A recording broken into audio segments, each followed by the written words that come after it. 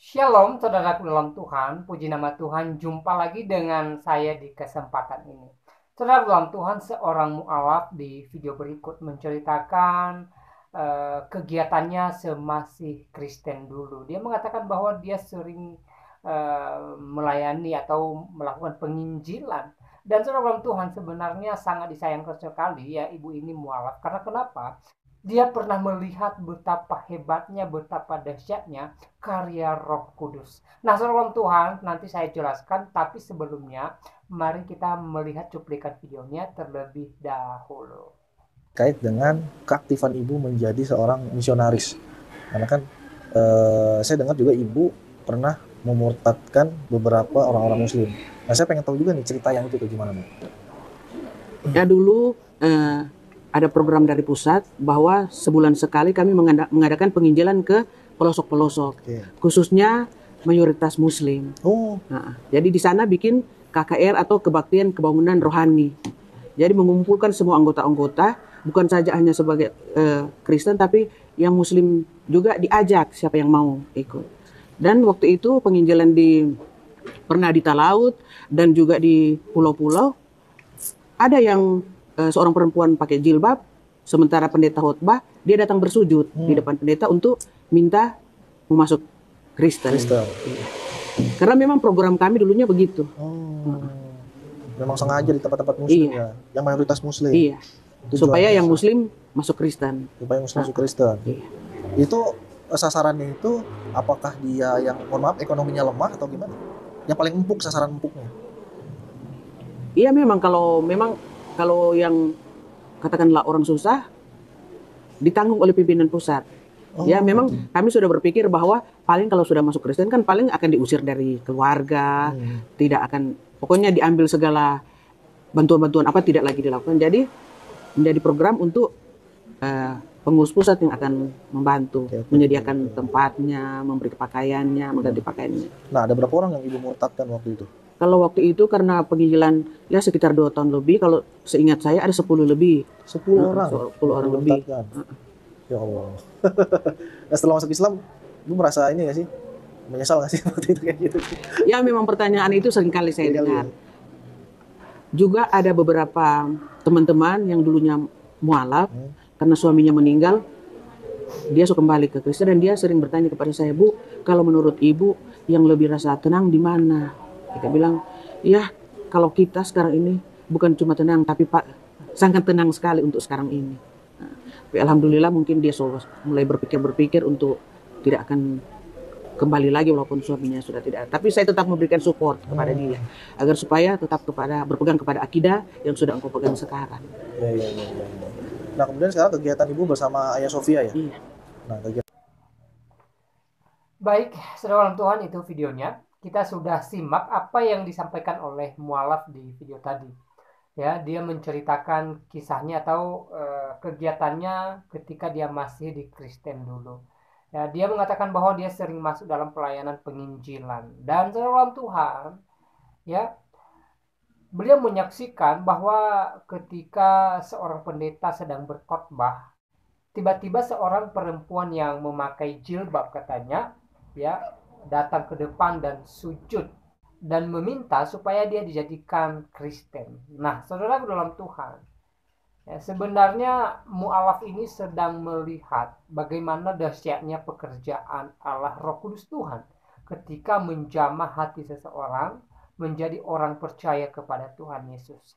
Tapi disayangkan ya, ibu ini malah memilih mualaf. Tapi tidak apa-apa ya. Soal berpindah keyakinan itu urusan masing-masing kita. Itu haknya ibu ini ya. Kita tidak bisa memaksa ibu ini harus terus di Kristen, tidak, saudara Tuhan. Ya, sekali lagi soal memilih agama itu urusan beliau. Tapi sekali lagi sebenarnya ibu ini pernah melihat betapa dahsyatnya kuasa Roh Kudus Tuhan ya, dan ini sangat luar biasa Roh Tuhan. Poin menariknya ya, ketika ibu ini menceritakan bahwa ada seorang yang menggunakan hijab lalu datang dalam gereja ya, sujud dan meminta supaya dia dijadikan seorang Kristen. Ini sangat luar biasa saudara Tuhan. Artinya bahwa dalam pelayanan mereka ya, ketika ibu ini masih di Kristen ya, Tuhan pernah menyatakan kuasanya, Tuhan pernah menyatakan mujizatnya, dan ini hal yang sangat menakjubkan sekali, saudara dalam Tuhan. Bayangkan ya, pendeta ini bukan sedang mengajak orang untuk ikut Kristen, bukan, tetapi hanya sekedar berkhotbah. Artinya pendeta ini sedang menyampaikan firman Tuhan, lalu tiba-tiba ada seorang yang menggunakan hijab katanya, lalu meminta diri supaya dijadikan seorang Kristen. Artinya ya, oleh jamahan Roh Kudus Tuhan, ibu ini atau orang yang menggunakan hijab ini ya percaya Yesus.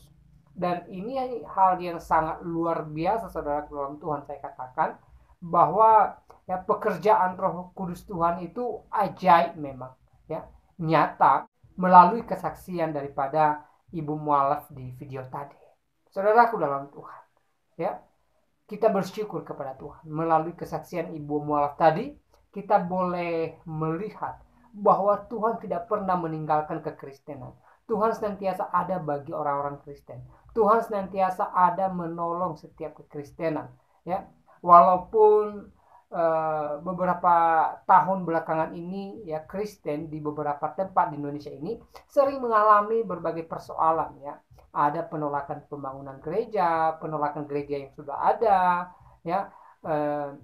Ada juga yang mana jemaat gereja yang sudah beribadah dibubarkan, saudara dalam Tuhan, dan beberapa hal yang dialami oleh gereja itu sendiri. Tetapi hari-hari ini Tuhan memberikan kita penghiburan. Ya, salah satunya melalui kesaksian ibu mualaf di video tadi, di mana ibu ini menyaksikan betapa hebatnya karya Roh Kudus Tuhan ketika menjamah hati seseorang langsung percaya. Ya, hanya mendengarkan khotbah lalu percaya kepada Tuhan Yesus. Ya, saudara Tuhan, seorang pendeta yang diceritakan ibu ini ya hanya menjalankan tugasnya sebagai hamba Tuhan. Tetapi yang memberikan kekuatan melalui khotbah itu adalah Allah Roh Kudus Tuhan, dan juga yang menjamah hati seorang perempuan yang menggunakan hijab ini adalah Allah Roh Kudus Tuhan.